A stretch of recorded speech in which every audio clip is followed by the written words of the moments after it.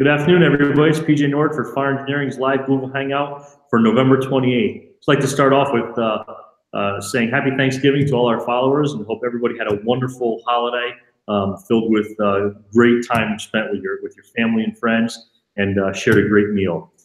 Today's show is going to be a fun show. We have Chief Halton, who's dialing in. He got his headset on. He's remote in the airport today. He's traveling. We have Assistant Chief Kevin Milan from South Metro Fire Rescue in Colorado. We have Chief Van Dorp, who should be joining us from Algonquin on the Lakes, if that's how you say it properly. And we just have our good friend who looks like he just made it in on time, Captain John Cirillo from FDNY. Hey, Cap, how we doing? Very good. You're absolutely correct. The electronically challenged figured it out just in the nick of time. Right.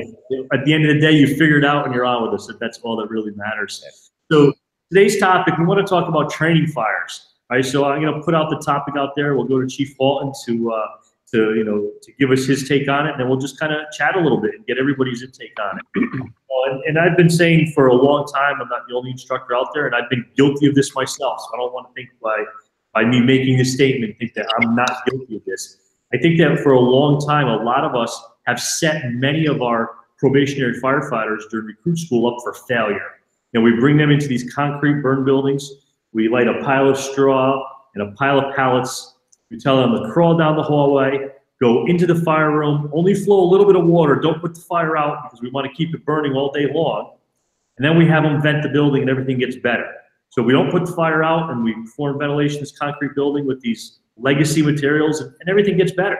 We kind of set them up with this false pretense of what the real fire ground or today's fire ground is really about, because we know that, you know, we're using the reach of the stream. We're not flowing just a little bit of water to just darken down the fire. We're looking for extinguishment. We know that when we vent, it doesn't always get better if it's not well coordinated. You know, so then when we get to the fire ground, things aren't always the same. So that was the overriding topic today. And I was hopeful that we're going to get into some of the UL reports on the latest, their latest report on training fires. They did a great report on training fires so far in concrete burn buildings and also in L-shaped structures. I know Chief Halton sits on the advisory board, was involved in some of that, as well as Captain Cirillo. So I'd love to hear your input on those pieces all. So Chief Halton, thanks for joining us today, and I hope you had a great Thanksgiving with your family. I know you're traveling, so really appreciate you giving us your time today. Yeah, thank you, PJ. I did. I had a great Thanksgiving. My sons got leave, so they were home, and we had a wonderful time together. As a matter of fact, on last week's Humpday Hangout, the Lieutenant Commander Drama was kind enough to sit in with us, which was fascinating to hear your son opine on leadership and realize that he has 17 years under his wing as a naval officer, and I still worry when I hand him the keys to my car. So it was a pretty fascinating discussion. It was a good discussion, and but I am in the DC airport in Reagan, and I'm just left. I had a wonderful 3 days. Really quickly, I met with the command staffs of the Arlington Fire Department, DC Fire Department, Fairfax Fire Department, Prince George County Fire Department, Alexandria Fire Department, and I'll be coming back. We're doing a conference here in February called EMS Today, and it's an incredible celebration of the medic, and it's a really important show. What the medics do and what they've done over the last 40 years in America is unparalleled in terms of lives saved, lives improved, and what they put themselves through is really something else altogether too.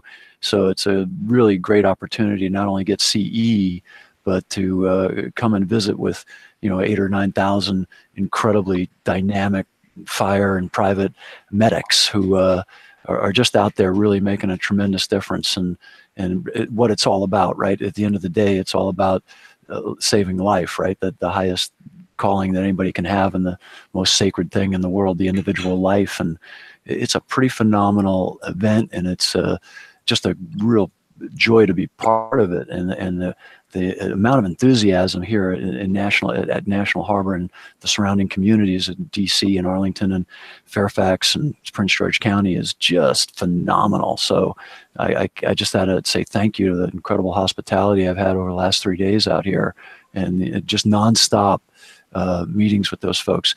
But to the topic of live fire, which I think is fascinating, and although in our limited training fires, when we're using either propane or Class A burns in some of these smaller buildings, I think one way to think about it, to put it in context, is that like any other challenge, it's always best, as we do with small children, and no disrespect to incoming firefighters, this is just how we enculturate someone, is small threats first, right? And then they'll grow to a bigger threat and a bigger threat and a bigger threat. But it's the courage and the fortitude and the willingness to step up and be challenged, threatened by something like a fire. Hang on, I gotta grab this one real quick. This is actually a VIP, so I apologize. I'll be back in a moment. Yeah, Chief. So I'm just going to move across my screen. So Captain Cirillo, John, thanks for joining us today. I know you're busy down at the Rock working today, so we appreciate it. So I'd like to get some of your input on training fires and maybe how we've done it in the past, but also how you see us moving forward, especially with your knowledge of the current UL study on training fires. Absolutely. So if we go back in time, and I take myself back, and I think about my early years as a volunteer firefighter, and we had a facility, not too far from my jurisdiction on Long Island, New York. In that facility, it was a very good facility, really well run. There were certainly an influence of the FDNY at that facility. We had some outstanding instructors and everything. And the burn buildings, well, let's just say, were well put together. And in particular, if you looked at the different buildings, I can remember the taxpayer. I can see this is going to turn up to be a interesting show. Cap, we seem to lost your, see how you do that that particular fire. So Cap, can you hear me? Nah, we lost him again. So we'll, so Chief Milan, thanks for joining me. You're next up. All right. Hopefully I'll have, I won't have a phone call, and I won't have some technical challenges. Yes. Hey, listen, when it rains, it pours, right? This is how it always goes. It's beautiful. I think, PJ, you bring up some great points when you talk about the. And they were tough. They were. I'm still talking. Derek, you want me to keep talking, PJ? This is Kevin. But we did it. Hold on 1 second, Kevin. Kevin, why don't you try? I'm getting some background noise. I think I muted John here. Hopefully Sarah can work on that a little bit better for us. So, Kevin, thanks for joining us. Assistant Chief of South Metro Fire Rescue in Colorado. Absolutely. Well, again, it's an honor to be here, and thank you very much. You bring up some great points as far as our training. Our intent is to, expose our newest firefighters to realistic conditions. And as you point out, what we're probably doing is presenting them with some strategies and tactics that are counterproductive to the way we need to fight fires today. And I think as training officers, and we really need to think about the load that unrealistic method of teaching puts on our company officers. So we've got recruit firefighters that have been through these maybe unrealistic fires, and then we hand them off to a company officer for a probationary trimester, quarter, year, whatever it is. And we've got the company officer that then has to retrain them. And I think another thing maybe we talk about a little bit later in this hangout is just where we are with training facilities. Certainly, with shipping containers, and it seems to be a trend that makes a lot of sense. They're a lot more affordable. We've got, the concrete buildings versus the shipping containers or sea cans. We've got gas, we've got Class A. And then the whole concept of, training fires that maybe include some combustibles that would be outlawed by 1403. We certainly, I'm an advocate of 1403, and I'm not gonna put people in those fires.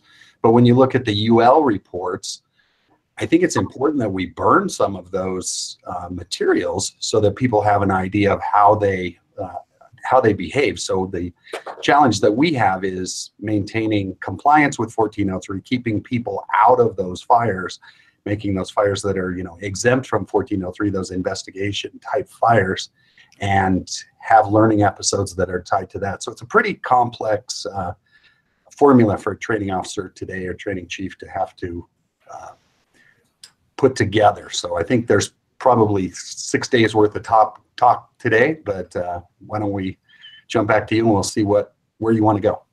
Yeah, So, PJ, if I could,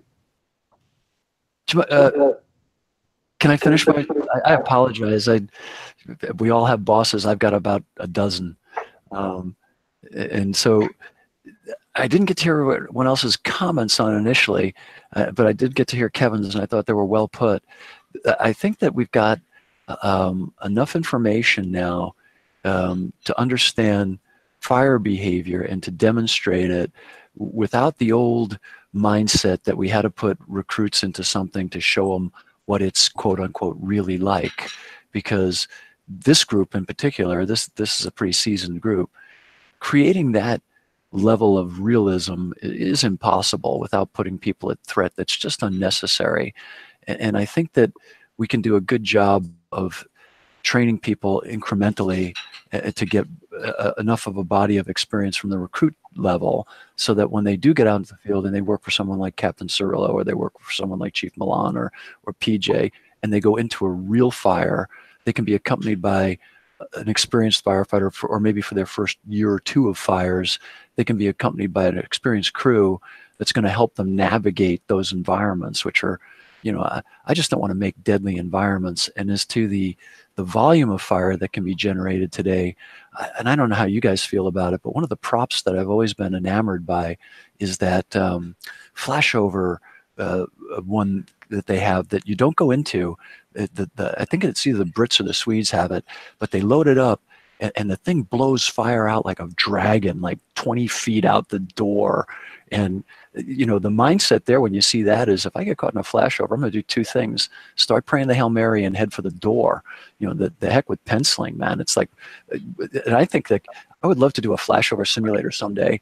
And as soon as it starts to like light up, yell, run for your lives, and open the back door and have everybody pile out, you know, just to kind of get the right mindset going. Because if you don't have a 2.5 in your hand or a couple of 2.5s in your hand and you see that kind of stuff in the real world, that doesn't have a good ending. You know, so it's a fascinating construct, right? We teach people fire behavior in an environment that in the real world could be potentially deadly. And so I still like the use of limited volume fires to train people. I still think there's tremendous benefit to it. And I think we've learned enough that after we do those fires, even training fires, you know, we take off we doff our PPE, we check our, you know, our heart rate, and we check our body temp, and we start to build that culture of awareness to the exposure, whether it's Excelsior, pallets and straw, I don't care. It's still an exposure. So, you know, and I apologize for rambling. No, it's all good. So I'm going to try to do is go to Chief Van Dorp. It looks like his camera's not working. I think he's still muted. But let's see if we can hear. Can you hear me now? Sure can, Chief. How you doing? How you guys doing? Sorry about, I don't know what's with the camera. It's always worked before, but you look good. Okay, yeah, it's my best side. Hey, when was that picture taken? 92 or 93? Yeah, 2013 actually. I age well. Yeah, so what can I do for you? I came in late. I know I heard Bobby talking about exposures. Maybe I'll chime in on that a little bit. You know, we're just starting to learn things about our environment, you know, and a lot of this is going to be 10 experiments and 15 years down the road when a lot of this really comes to fruition. Let's not get ahead of ourselves. It's like, okay, we're going to change everything we're doing tomorrow. You know, that's always fraught with problems. Let's pay attention to what we're learning and see what we can integrate into what we're doing. Tailgating or following up on what Bobby was talking about exposures, it's not just about the realistic fire and the immediate threat of that exposure that we have to be concerned about. It's one of the things we're learning is even in pellet and straw type fires, our carcinogenic exposure is huge. And for firefighters like I'm working with now in this part of my career, the majority of their fire exposure is going to be on the training ground. So I have to start justifying deliberately exposing them to all those carcinogens with a training curriculum that says you can only learn this here under these conditions, and therefore it's worth the threat, it's worth the risk, it's worth the exposure. Just because it's more realistic isn't going to get us where we need to go. I mean, you put a pilot in a flight simulator, and that's more realistic, but not completely realistic. You don't put them in an airplane and knock an engine out and say, okay, now land this plane. You know, you have to limit the threat. And so we have to limit the threat and the exposure to our firefighters. And more to the point, excuse me, more to the point, we have to justify that threat, right? We have to say this, what you're going to learn here today, you can only learn under these conditions.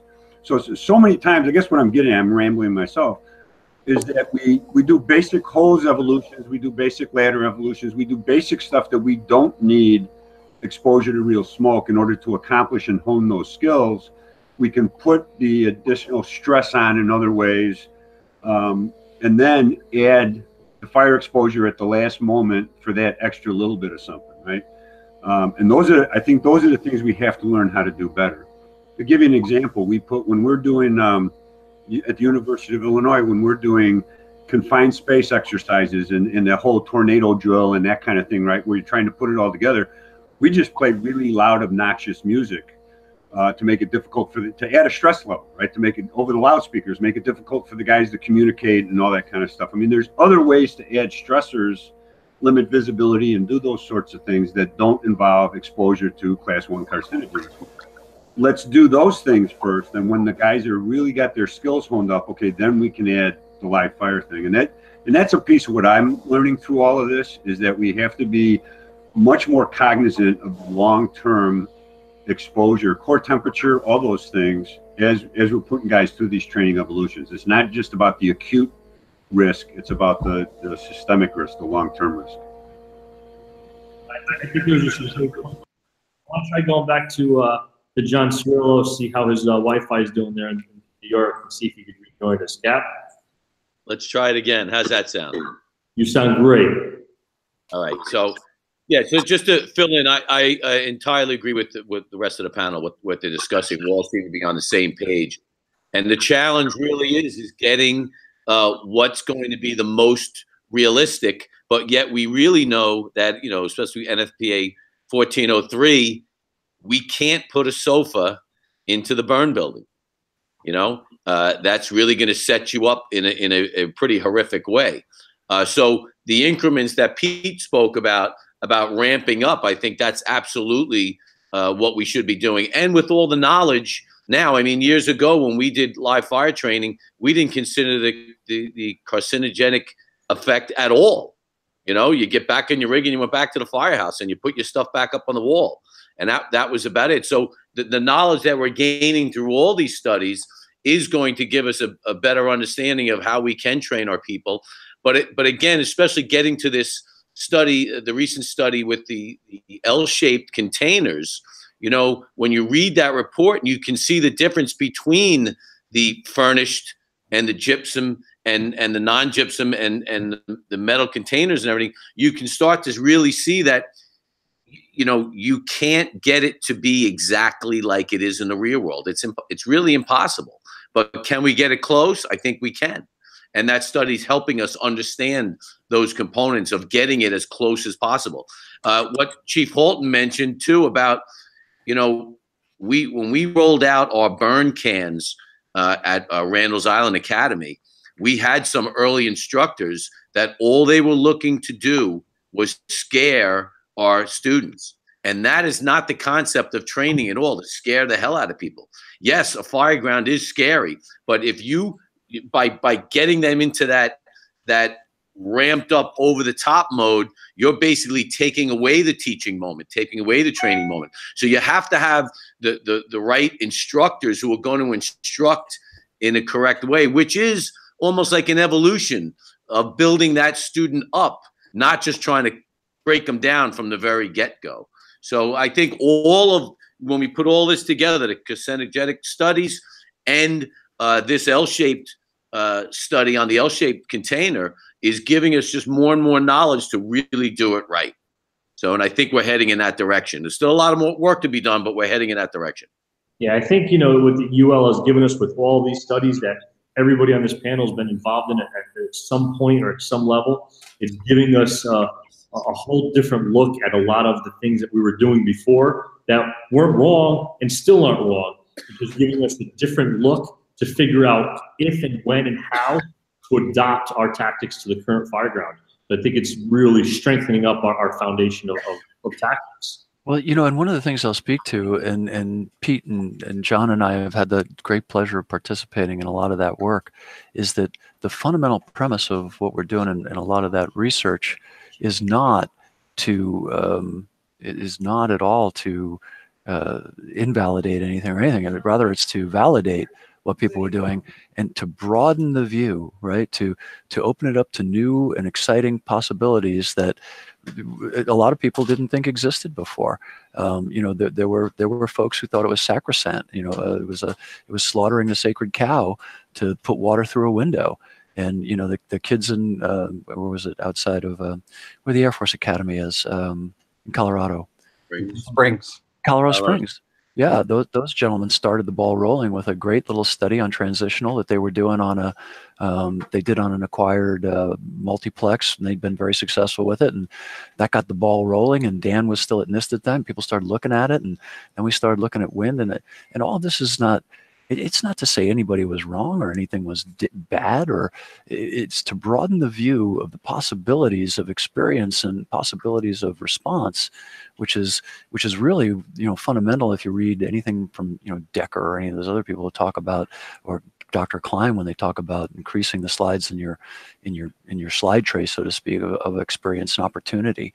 So it's not a the work that's being done by all kinds of great people, including UL and NIST and everybody else, is wonderful, because it's given people a broader view of experience and a broader view of opportunities. And when it comes to training, that's really, really important. And I think one of the groups that do a great job when we talk about training fires are the folks with the Georgia smoke divers.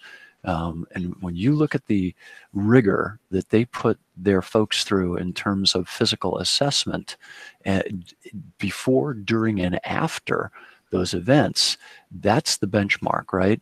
And I think that there's some real value in that, especially for urban departments where they have high volume and they want to look at what those parameters should be.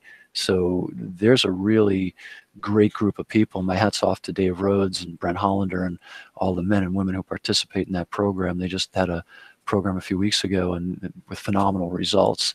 And capturing the data from those kinds of experiments and those kinds of experiences as well is wonderful. I want to throw one thing out to the group and kind of get your feelings on it. And I think it's valid and I think it's important. And I think it was either John or Pete talked about the military and having a son as a pilot and some experience. That the simulations in the military are very vibrant and very important, but they always do eventually put people into real helicopters and real jets and real planes and give them stick time before they certify them. But I think that we're starting to see AR and VR coming into the American Fire Service to where we can do simulation with people, especially for sets and reps and other stuff, which is completely non-lethal, non-threatening, and we can do very repetitive stuff in order to develop, not perceptual or narrative memory, but procedural memory, right? Procedural memory. You do this if you see this, you do this at this point. And that's really critical because, you can go all the way back to Darwin and the cobra in the window at the zoo. You just can't stop yourself from flexing when the cobra strikes, even though there's a plate glass there and it can't hurt you.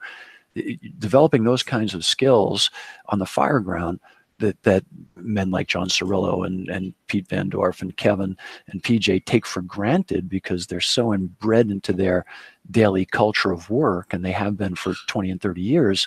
we sometimes forget that the young man or woman who's just come into the system doesn't have those yet.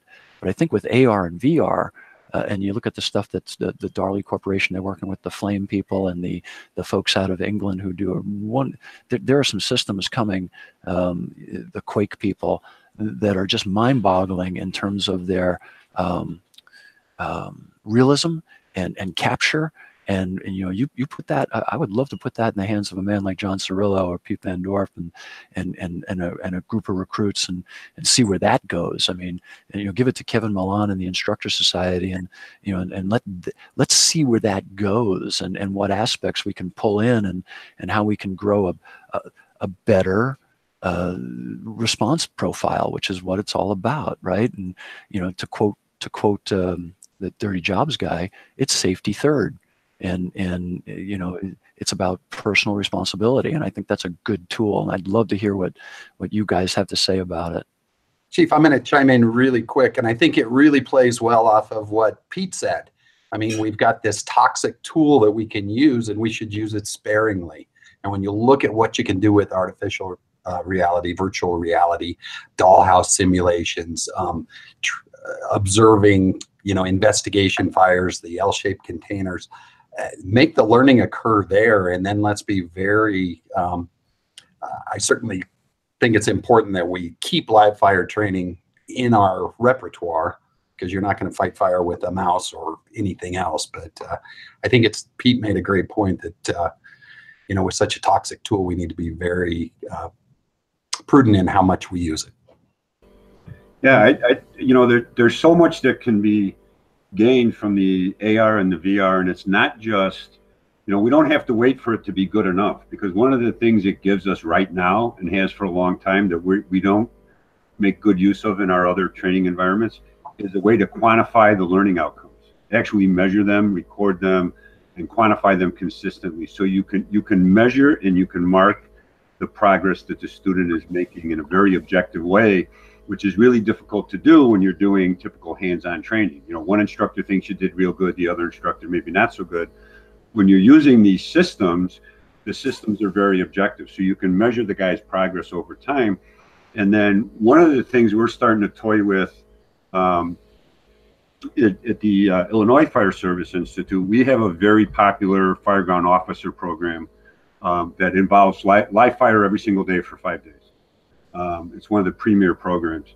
We're trying to develop what we hope is the next premier program, which is a leadership and decision-making program. And if I have my way, that'll be a prerequisite for the fireground officer school. In other words, you got to come and do the situational stuff. You got to do the sets and reps. You got to do the simulations. You got to demonstrate some leadership ability before we suit you up and let you play. And so the other thing that VR and all that can do for us is give us a very objective way to help a guy earn his right to do the live fire training, if you will, right? So in other words, let's make sure guys achieve certain benchmarks before we suit them up and let them go in. And that can be done at the recruit level, the veteran level, the officer level. You just keep amping up what it is they need to know and what skill they need to perform, what kind of decision making they need to demonstrate. And then you let them apply it on an actual fire ground.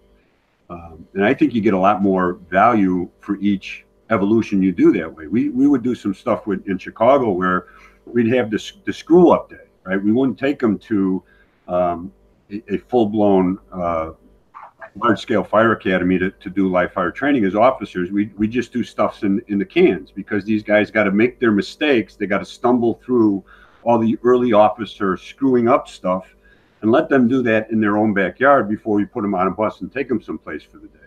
Because then every one of those evolutions out on the actual training ground gets that much better. So there's a lot of things that we can make use of. If you're doing it with an end in mind, it becomes that much more valuable. I want to get back to John and Chief Milan, but I know Chief Holt, you have to leave in a couple minutes to catch a flight. So I want to thank you for joining us, and just see if there's anything else you want to add before you have to go today. No, I think that what's really neat about this group in particular, and not just because we're all friends, but it's the open-mindedness, right? It's the willingness to look at everything and find some value, because I don't care if it's you know, chalkboard and you know, diagrams. I don't care if it's photographs off of magazine covers, particularly if they're off fire engineering, that you can use to learn from and make a training fire out of it, in a sense, right? In other words, role play and all kinds of things like that. And, you know, even running people through in street clothes before you run them through in bunker gear for a handline movement. There's absolutely nothing wrong with that. There's a lot to be gained. And, you know, not everything has to be the ultimate high fidelity with, you know, and I get it. You know, we all enjoy when we can go to a, you know, a live fire training event and it's in a acquired facility or something like that, because it's challenging. But I think those challenges should be reserved for people who've had some experience, and I think that we're learning that those kinds of experiences should not be for our new folks, you know. But I think we're becoming a much more sophisticated group of people when it comes to training, and that's refreshing. And I think that it's exampled by this group, for goodness sakes. I mean, I feel like a sack of garbage being on this panel, because you guys actually know what you're doing. But the point that I would like to drive home is that be open to AR and VR, be open to everything, because there's a reason why we're curious, and it's how we evolve. And when you stop being curious, it's really sad. And this is a curious group of people, and I think the people who watch these hangouts are curious people, and I'm happy for that. So I apologize. American Airlines won't wait for me. I asked them would they hold the plane until we finished up, and they didn't think that was a reasonable request. So something about other people missing their flights, and I wasn't the most important guy. I didn't buy any of it, so I'm just kidding. But hey, thank you so much, and I'll probably see you next week. And please keep EMS Today on your calendars. Please, if you haven't signed up for FDIC and done your hotel stuff, do it quickly. Pre-registration was off the charts, and I already have everybody calling me saying, holy mackerel, you know, it's crowded already. So it's crowded already. And that's because John Cirillo is teaching, and Pete's teaching, and Kevin's teaching, and PJ's teaching, and that's why it's crowded. So please make sure to you know, get registered and get your hotel rooms. And I greatly appreciate PJ and Frank and everybody for doing this for us. And I'll see you all later. Thanks, Chief. Have a safe flight. God bless. You know, and now I'm going to jump in on the VR, you know, AR conversation, and I too agree. But my fear is that we will move too far extreme with the AR and the VR. Just like, and everybody here knows how much involvement I put into dollhouses and training prop burners, which are so important for our lessons and our education. But that can't take place, like Chief Milan was saying, of that live fire training. And I also do agree with Chief Van Dorp in a big way as far as the exposure piece. You know, when I first started burning the dollhouses about 4 years ago, 2 hours or so after burning a dollhouse, I was getting sick because I was too stupid enough to realize that I needed to be wearing an air pack. You know, so I was getting, you know, sick just from breathing the toxic smoke from a small dollhouse. You know, so now we advocate and we make sure that we always have, you know, firefighters there with air packs on it. So yes, while we do need to watch our level of exposure and pay very close attention onto how much exposure we're giving, I don't want to see us go too far to the extreme of the AR and VR. But man, to get those sets and reps in and to make those mistakes in a clean environment where you can correct something and boom, go right back at it to fix it, I think is a home run for us. But I think the number one obstacle that we're going to have is the financial piece. You know, for departments and agencies like mine, that's a small agency. That's nothing that we're probably ever going to be afforded. If it wasn't for the federal government and grants, we wouldn't even be getting the air packs. Capsule. Yeah. So the FDNY, we took possession of a Sims lab type system where you have a large kind of surround screen and then some remote screens, and we're playing with that right now. I do see the value. This particular system. Landscapes of New York City pre-programmed into it. So when you're walking around LaGuardia Airport, it's LaGuardia Airport, buildings and everything. And it's pretty incredible stuff. How, you know, you translate that to hands-on, I think there's a little bit of a challenge there. However, I do think, as Pete mentioned, on the decision-making processes, no, they're a home run. So we're in the midst of playing with that right now. And we also have one of our chief groups, we have a program called FOAMI, where anything you want to see done, they put a group together and they work on it. And then we have one group doing the VR stuff. And right now, they're saying that there's some really good, valuable VR equipment out there to utilize. What they found, what's kind of odd on some of it, is the younger folks seem to take to it pretty well. And us older folk, as you can tell by my gray hair, that we tend to, in fact, get a little nauseous when they have the VR screen on, because it's a little disconcerting. So, but do I think that's a value we need to be going down the road to look at? Absolutely. And again, that evolution into the live fire environment, I think it's a perfect fit as we train our people up, be it our firefighters or our lieutenants and our upper officers, captains and chiefs and whatnot. So I think it all can fit together. And again, I do agree with you, like PJ, on the money side of it, because it all does take money. Maybe that becomes more of a regional thing where, your department, who can't afford that $500,000 product right off the bat, but if a group gets together, or a county gets together, or a township gets together and purchases it, maybe then it can work. So you have to start thinking outside of the box a little bit. I agree, Cap.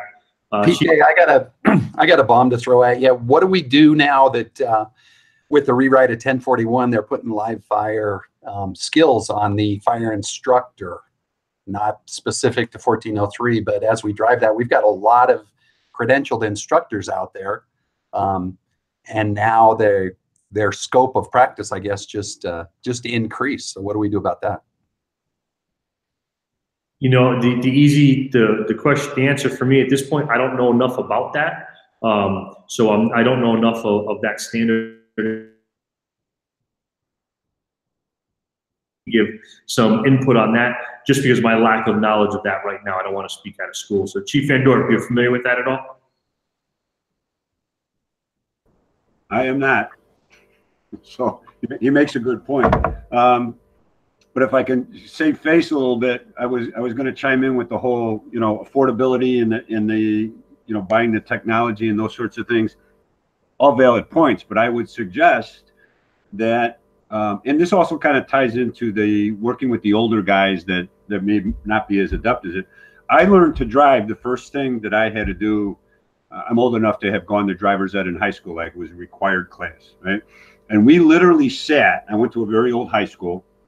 We literally sat in wooden boxes, like mock-ups of car seats, right? But it was no more than a wooden box with a chair and a steering wheel and 3 pedals on the floor. And they weren't connected to any technology, right? But we were expected to make the motions as the film played in front of us, right? And it didn't stop, there was no interaction, but we were expected to make the motions that were appropriate for the film. So we were rehearsing the mechanical aspects, and this was VR. That was the state of the technology for VR at the time.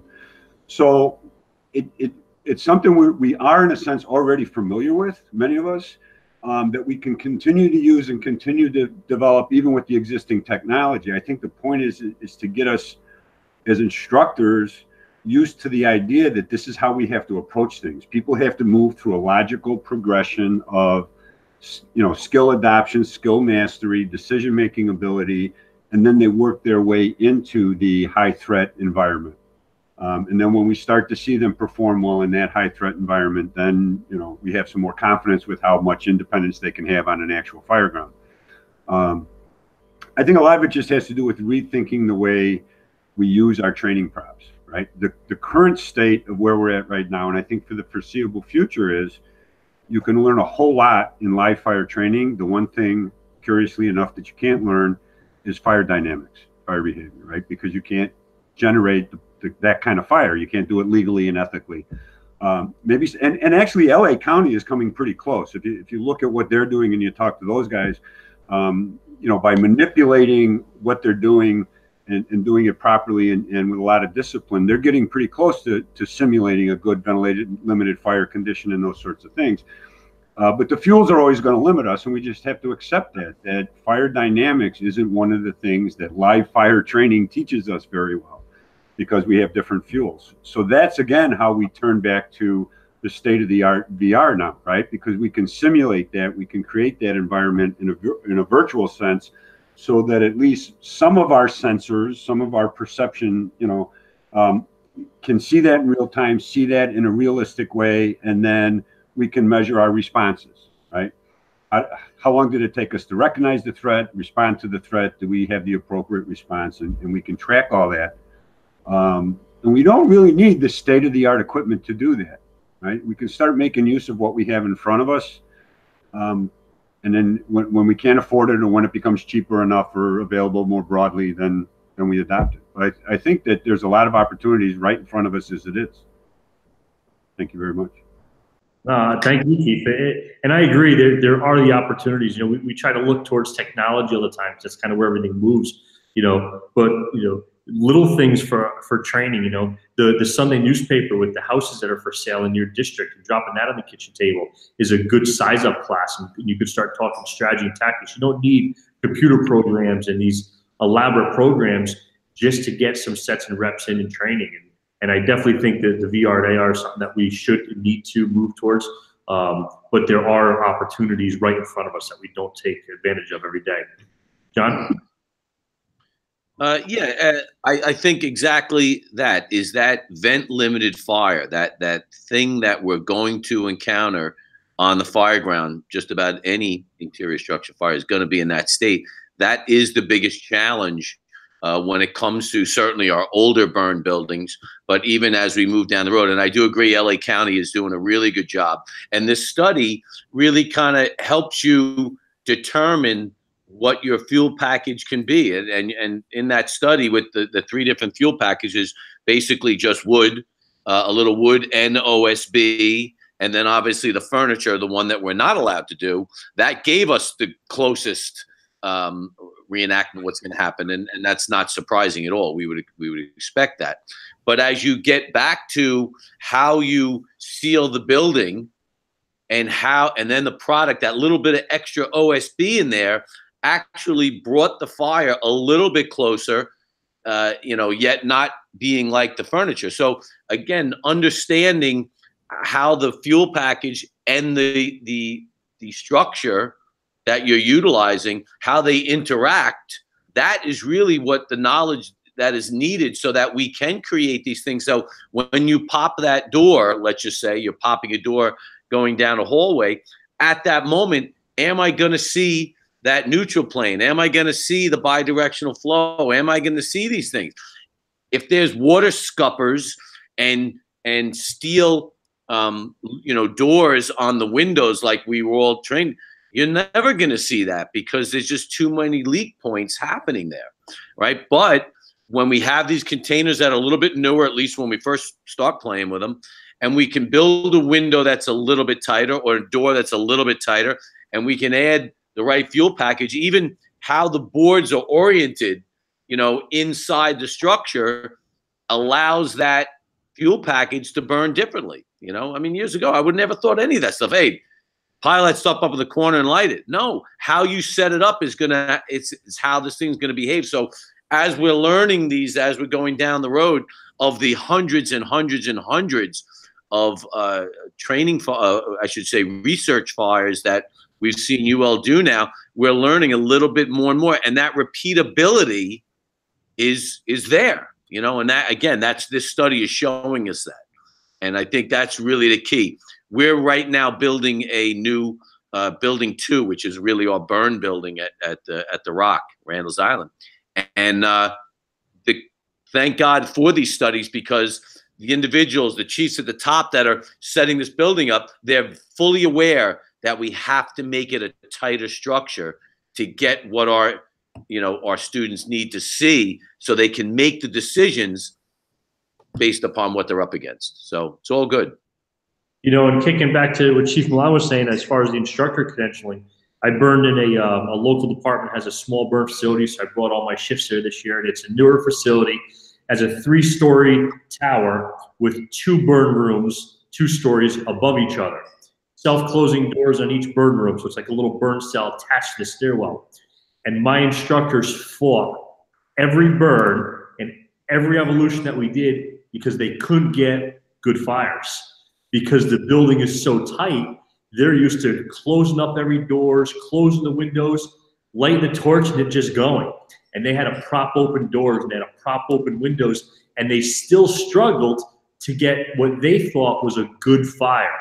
And to re-educate them and say, look, we're not looking for fires where we're driving these shifts down to the floor and they got a belly crawl in. We're looking for realistic smoke conditions and some fire that they have to flow some water on. And that was like, what do you mean? We need to have this heat that's going to drive into the floor. You know, so that whole, it may not be instructor credentialing like Kevin, you were saying, but the whole re-education of us as instructors on what are we really trying to achieve? What are we really trying to accomplish? And are we doing it right, or are we just doing it the way that we were taught 20 and 30 years ago? Yeah, I think you're right on the mark. I think, and Pete said it before, we need to be smarter instructors. We've got to have this awareness, like Cap was saying, about fuel packages, like you're talking about, the ventilation, the flow path, all of that. It just requires those that are delivering the training to have a broader knowledge and be students themselves. So I think you're right on the mark. Chief Van Dorp.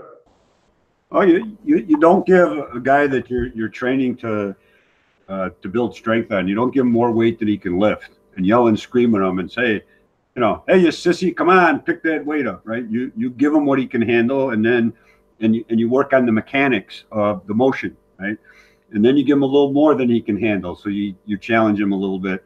And you know, when you change the context, all this makes perfect sense, and we all go, yeah. But let's be honest about so many of the training environments that we were active participants in as students and as instructors, where we didn't really do that. And sometimes it's not really our fault, right? We don't have the time. You've got 100 students to put through so many evolutions in so many hours or whatever it is. And so it's like trying to give them the best fire you can the first time through kind of thing. And you know what, to be honest with you, most of the time, no real training takes place there, right? They might be happy students because they had a really hot fire and that's what they came for. But can you measure what can they do better than they could at the start of the training day? A lot of times not much, right? Because we didn't have the time or make the time to bring them along the way we would bring ourselves along in any other skill that you do, right? And just think about a carpenter, a plumber, any other craft. You know, you don't put the guy and ask him to build a staircase when he's an apprentice carpenter, right? That's something he's going to master over time. And we just get impatient. We want our guy, you know, sometimes I think we forget how long it took us to learn what we know, right? We were dumb as a box of rocks for a decade or more, right? Before we had any kind of clue. And somehow we think that, well, the guys today, the young guys today should be able to pick this up right away. Well, I showed him how to do that, you know, really, but he hasn't been able to do it 1,000 times yet, right? So it's not going to be internalized, right? He's still going to struggle with that. We do ourselves a disservice, I think, when we try to do too much too fast. Let's make sure what we do is done really well, and that we're really measuring the progress our students are making. And then as we add on, they'll get something more out of it. That make them a really hot fire is not always productive. And I think the more we wrap around that, the better off we are. The melted Burke eye shield, the amount of those is not indicative of the student getting knowledge. No kidding, right? But then I'm often amazed. We have a fire college every year, a 4-day fire college every year at the University of Illinois. And because of the number of students and trying to get everybody through, we, as instructors, we often feel like they didn't get what they paid for, you know?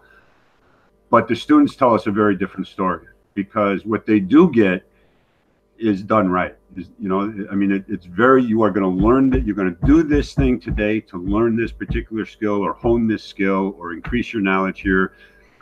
Being attached to a university really helps the Illinois Fire Service Institute, because we had the university forcing us to be deliberate and good about our instructional technique and measuring those things and doing it right.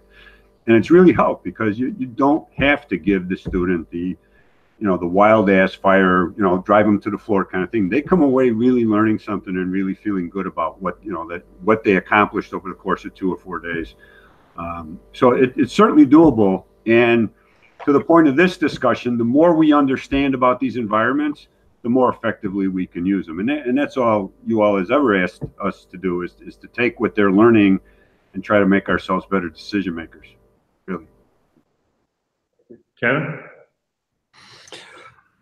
Well, I think, you know, as we move towards the end of this, I think the takeaway lessons that I'm getting out of this are, you know, that we really need to match the tool to the job. I mean, what are we trying to teach with live fire? And by, you know, controlling our fuel packages and modifying our buildings to match the, you know, skills that we're teaching, I think that's, you know, incredibly important. I think, you know, limiting the exposure and maximizing the effectiveness of live fire training is what our job is as live fire trainers. And, you know, 1403 it's gospel. We can't, and I won't, you know, deviate or violate that. It's, you know, it's important that, like I said at the beginning of this, that we see how fire behaves, you know, with furniture and all of that. But that doesn't mean we put people into those fires. You can learn by, you know, visualization through cameras. You can learn by, you know, observing from the outside. There's a lot of stuff you can do. So I think it's a very delicate dance that, you know, 1403 is what we're held to. 1403 is what we need to comply with, but we've got to be smarter instructors and use this incredibly valuable and powerful tool of live fire training in the most effective way we can. And I'm with you, and I'm in hopes that with all the great work that UL is doing, and really on this study and this research project, that the committee members of 1403 are going to start looking at the current standard and looking at the current research and looking at ways to change the standard so we can still do it safe, we can still protect the membership, but yet still provide them a realistic training environment. Because Kevin, you and I know, and Chief Van Dorp, John Searle, we all know that 1403, the way it's written, it doesn't allow us to have that realistic environment the current way that it's written. So hoping that we could move towards somewhere in the middle where we're still providing a good, safe, solid training environment, but utilizing a more of a realistic fuel package. And PJ, I'll be really quick because I know the other folks have something to say, but you know, I think if you look at stealing it from the wildland community, commander's intent, what's the intent of 1403? It's to protect and save firefighters' lives. As long as we have that commander's intent, I think the committee can do what they may to make it a more effective tool for us. So I'm with you. Right. Yeah, that is powerful stuff, right? If we're just saying it has to be more realistic, that's not information. That's not data. You can't make a decision based on that. But when you can, the more we can measure these environments and therefore make them predictable, right? We can say, okay, if I add this or if I reconfigure that or whatever, I get a more realistic, if we will, environment, and I can predict it. I can control it. All right, now the committee has the information and tools they need to adopt a different standard or to alter the standard or advance the standard. But to just say they need to be more realistic and go fix it is asking more than you can ask of any human being. So that's what this work is going to ultimately enable us to do, is to say, okay, what needs to change? How can we change it? Can we predict it? Can we control it? And to the extent that those answers are positive, then yeah, we can adopt a more realistic standard, if you want to use that word. And so now we're finally amongst ourselves, which is what professions do, right? You know, we want to call ourselves a profession. This is what professions do. They learn about their environment. They learn about their job. They establish standards and criteria. They measure, they evaluate, they do all that kind of stuff. And for the first time in a long time, and it's not really new, for the last dozen years or more, we had a gap. But for the first time in a long time, we're doing that again. We're becoming a profession in a very realistic way. And this is a wonderful time to be around. Too bad I got to retire soon. You don't have to. Got to make room for the young guys, man. Can't be the bottleneck, brother. So the wordage there of the NFPA 1403. I think as instructors becoming students again to really learn why we are where we're at, this report really highlights some of the tragedies that occurred when an individual made a decision to try to make it more realistic. And that's when you read the story of what happened at these training fires, it just blows you away. Be it the introduction of polyurethane foam in one, or another one using a probationary member as a live victim in an acquired structure, and how in an acquired structure you really don't know what's behind all the paneling or whatnot. You know what I mean? So all of through the years, these tragedies have developed. That's where NFPA 1403 came from. And I know in our world we're trying to understand the science of the mind, and one of the books they had us read was Lawrence Gonzalez's book, Deep Survival. And in it, in the back, what he talks about is communing with the dead, really understanding how firefighters die. And in this, what we're talking about, training fires, how firefighters have died in training fires. How is that possible? But it happened. And we've learned from that. And again, how can we push the envelope a little bit? Maybe, but you have to do it safely. You have to be smart about how you approach a extremely dangerous job. And I get it. Hey, listen, when they get out in the field, they're going to be in fires that are really scary. Yeah, we get all that. But again, even the military ramps their people up, but they can't actually give them exactly what's going to happen on a real battleground. It's impossible. It's impossible.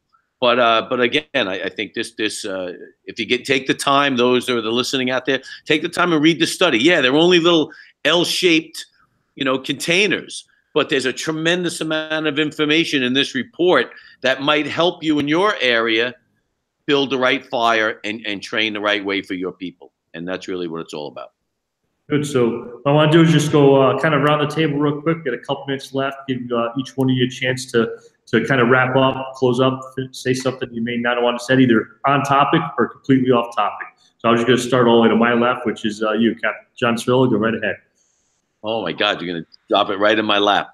The first thing I wanted to ask Pete was the box he sat on for his driver training. Was that a Model T box? Sorry. Model A, there you go. Very good. No, again, those that are listening, one, thank you for taking the time in the middle of a day or whenever you do get a chance to listen to this. And just understand that there's a lot of really good training out there.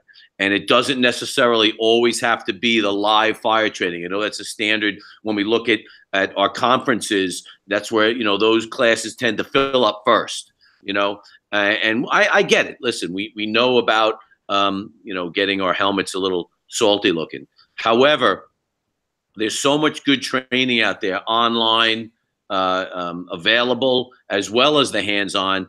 Take advantage of it. This is a great time to be a firefighter. I find it extremely exciting. Today, I just took a class on our new radios that we got. It's phenomenal, the technology that's in these radios. Now, some people will say, hey, I just want to talk to this guy, to that guy. That's all I need to do.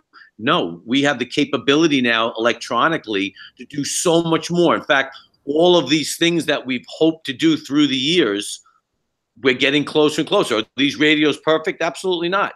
But the capabilities are things we've asked for 20 years, and now they're coming to be.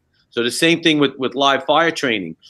As we learn, we're building things that are going to make it more realistic in a safe way, and that's a good thing. So please get a chance, try to read this report and any of the other UL reports, because they all have a tremendous amount of information in them. So good luck. Thanks, Cap, and thanks for everything that you've done with the research and working with UL to bring a lot of this to fruition. So I appreciate it as well as everybody else does. Chief Milan. Well, it's been a great hour, and I thank you guys for the time and the opportunity to share it with you. I think live fire training, or I know live fire training, is the most valuable tool we have. It's also the most dangerous. So we need to be prudent in how we apply it. We need to build towards those learning episodes where we use it. We need to take a book out of Pete Van Dorp's book and make sure that what we're doing is actually improving performance, that we're not just doing it just because that's what they did when we went through training. So we need to protect this, valuable tool. We need to augment it with our virtual reality, augmented reality. But like you said, PJ, we've got to be careful that we don't let the pendulum swing too far, because I know there's plenty of people out there that would rather invest $500 in a set of VR goggles than build me $1.5 million burn building. So I think it's very important that that we lead this and be proactive rather than reactive. And again, it's a precious tool, and we've got to treat it that way. So thank you. Great. You got to have that balance, right, Chief? Thank you for being here today. We really appreciate your contribution. Chief Van Dorp. I apologize again for not having the camera, but that has given me some advantages. I can multitask while I'm here. It occurred to me, I'm listening to everybody make their final comments.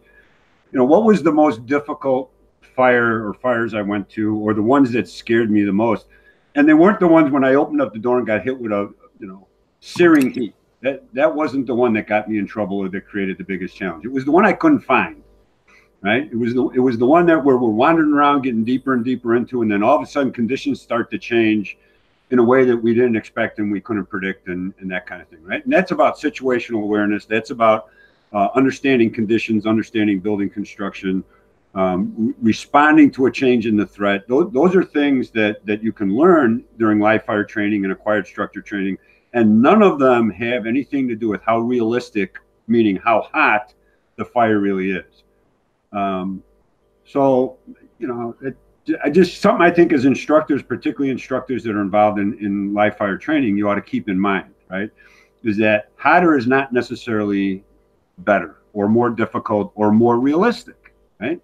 So some of the more, and I think this is true for a lot of us, the most challenging fires we've gone to were not the hot, boiling, burning, blazing fires. Those are pretty easy, right? Big fire, big water, and eventually the thing goes out, right? It's the ones that surprised you. It's the ones that snuck up on you. It's the ones that you got sucked into. And so those situations we can create in a safe environment today, right now, right? We can simulate those kind of environments. So let's, to Kevin's point, let's focus on making sure that when our guys leave that burn building, they've learned something that they can take with them for the rest of their career, not just melting their borks or whatever the equivalent is locally. And thanks for having us here, PJ. Really appreciate it. I appreciate it, Chief, especially at last minute, and Kevin last minute. I really appreciate it. I always love these conversations. Half of me really enjoys that they're only an hour, because it's only an hour commitment every month. But then we get to that hour point, I'm like, man, there's just so much more to talk about, so many more things to discuss. But we are kind of capped at that 1 hour. So I'm going to close out today with just thanking everybody for being here, listening, whether it's live or in the archive version. And my takeaway from today is that we as instructors just need to be a little bit smarter. And we need to be a little bit better each and every day to make sure that we're training our members appropriately in a safe, effective, productive environment, and preparing them for what they're going to see the safest that we can. So I appreciate it, all the guests today contributing to the conversation. We appreciate Chief Walton and Fire Engineering for the support, but also the platform to do this each and every month. The next hangout for myself and Frank Ricci, I checked the schedule for December 26th. We'll see if that's going to fly right in the middle of the holiday week there. If it doesn't, wish all the listeners a happy and safe holiday season. John, Kevin, Pete, thank you. Happy holidays to each and every one of you. If we don't see you before the first of the year, Happy New Year. And we look forward to another great year of 2019 and posting these monthly Google Hangouts for Fire Engineering, hopefully bringing some great topics to each and every one of you. So thank you very much for November 28th. Hope everybody has a great afternoon. Thank you.